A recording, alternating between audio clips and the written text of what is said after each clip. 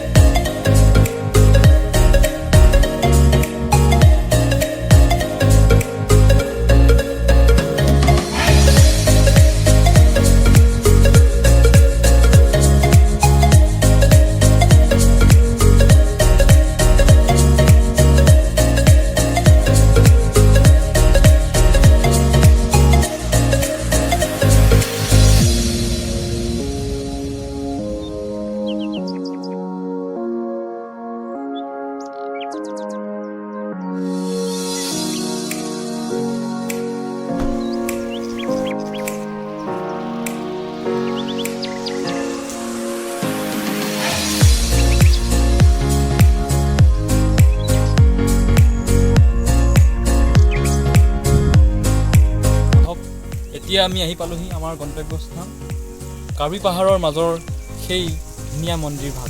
আহক।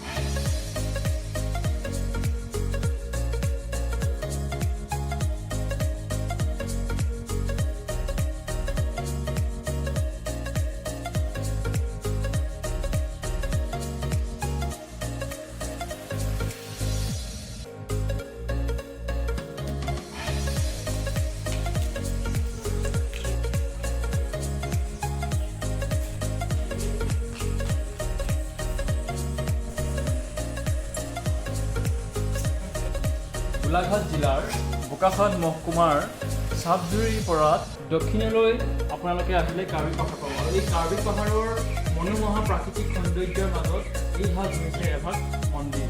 এই ভাগ হৈছে তেওঁলোকৰ লক্ষীমন ধৰ্মৰ মন্দিৰ। দেখাত আমাৰ হিন্দু ধৰ্মৰে সকলো ৰীতি নীতি তেওঁলোকে পালন কৰে।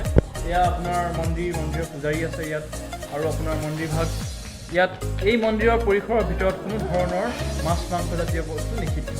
ইয়াত সুন্দৰ পৰিৱেশৰ মাজত আহি আপোনালোকে উপভোগ কৰিব পাৰিব।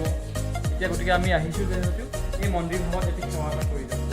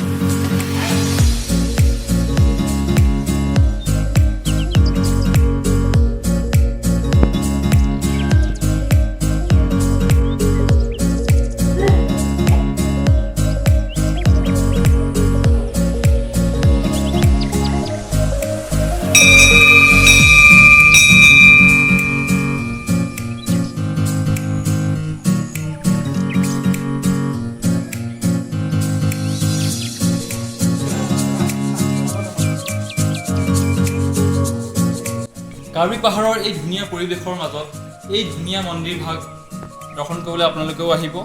ইয়াত ধুনীয়াকৈ পাৰ্কৰ ব্যৱস্থা কৰি দিয়া হৈছে, বহিবৰ কাৰণে সুবিধা আছে। ইয়াত তেওঁলোকে হোম যজ্ঞ কৰে। ইয়াত আপোনালোকে শৰাই দিব পাৰে, ফল মূল আদি কৰি শৰাই দিব পাৰে। ইয়াত তেওঁলোকে তেওঁলোকৰ নীতি নিয়মত হোম যজ্ঞ কৰি পূজা কৰে। ইয়াত পূজাৰী বহে।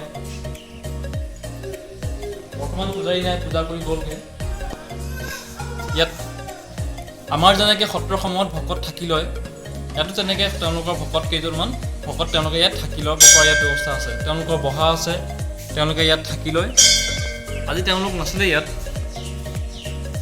গতিকে আপোনালোকেও আহিব, এই সুন্দৰ পৰিৱেশৰ মাজত এই সুন্দৰ মন্দিৰ ভাগ দৰ্শন কৰিবলৈ আহিব।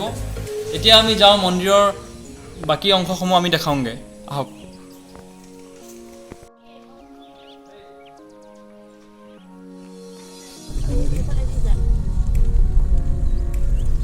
কিবা অনুষ্ঠান আছে দেই ইয়াত।